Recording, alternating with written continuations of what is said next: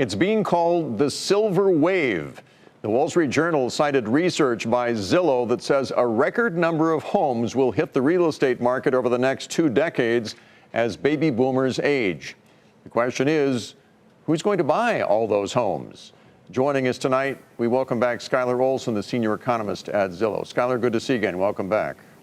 Thanks for having me again. First of all, how many homes are we talking about?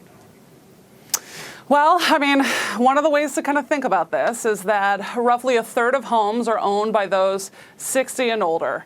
And, you know, if you want to project that into what that means into the future, you're looking at roughly 2 million more homes being released over the next decade than the previous decade, just by the rate of downsizing from that older generation. You know, you would think with a housing shortage that would be good news for those who want to move into those homes. But some of those homes are in areas that younger people are not as much interested in living in anymore.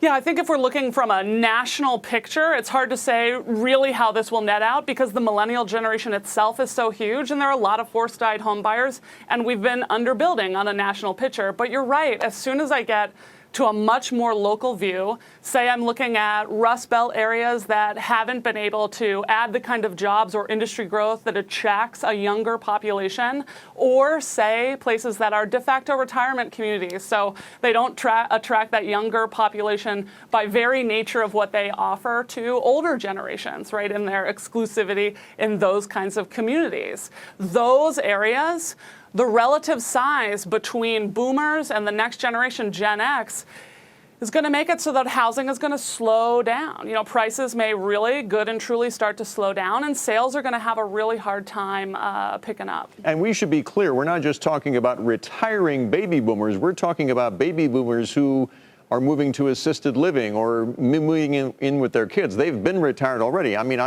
in the article, we talk about Sun City, Arizona, which is one of the biggest retirement areas, cities in the country. That will be affected as well, right?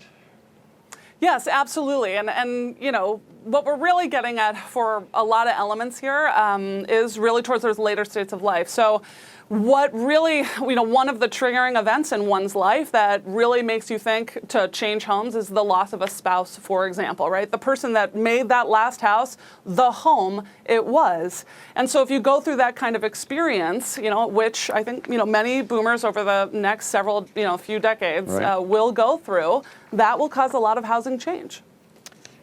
Something to think about tonight. Skylar Olsen with Zillow again. Thanks for joining us tonight. Yeah, thanks for having me.